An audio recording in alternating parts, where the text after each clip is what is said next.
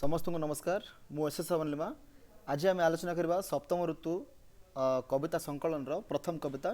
द्वितीय विचार ए सप्तम ऋतुर कवि होउछन्ति रमाकांत रथ जहाँकि यूपीएससी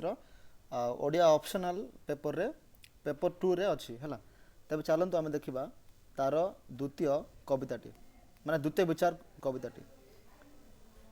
मु शुणुछि कहा स्वर ठिया होई मो विचित्र स्वप्नर छाई रे से कौन तमर स्वर मु तो जमा बारी पारु नाही तम स्वर शुभी नाही केते मास धरी मो विचित्र स्वप्नर छाई रे ठिया गछ माने नई जाती फूल वजन रे से फूल फुटंती कौन तम लगी मु जानी पारुनी तम देखा मिली नाही केते मास धरी वर्णहीन प्रत्युष मध्याह्न संध्या और रात्रि उतारे तम एक नीलवर्ण अभाव जोठी सबु कांद सबु हस लाखी जाए डंगा परी निषिद्ध पठारे मो एवं मोर 40 कि 50 वर्षर निर्वासन मध्य स्वप्न एहीपरी दिशी केतेथर तमर स्वरर किंबा आकृतिर भ्रम केतेथर होई पुणी शेषे स्पष्ट निर्मम प्रत्युषे लीन होइजिवो मोर प्रात्यहिक स्थितिर उद्भ्रांत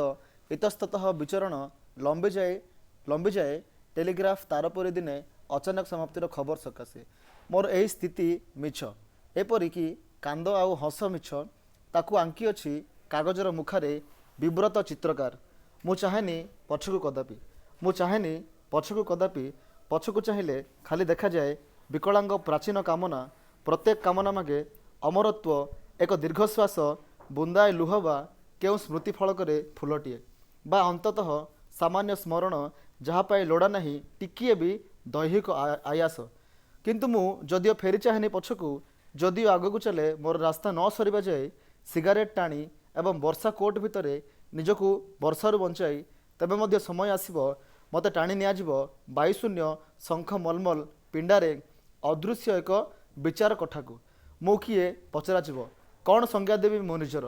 एतिकी कहवा छड़ा बेले बेले मोर भ्रम हुए तुमर आकृति एवं तमर स्वरर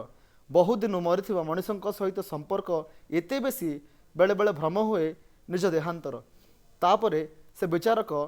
हसी हसी छाड़ीदेव मते द्वितीय फाटक जाए से फाटक उतारे उद्यान सेठ जमा होइथिबो विकलांग प्राचीन कामना मानकर उल्लसित प्रस्त सरल यौवन। धन्यवाद।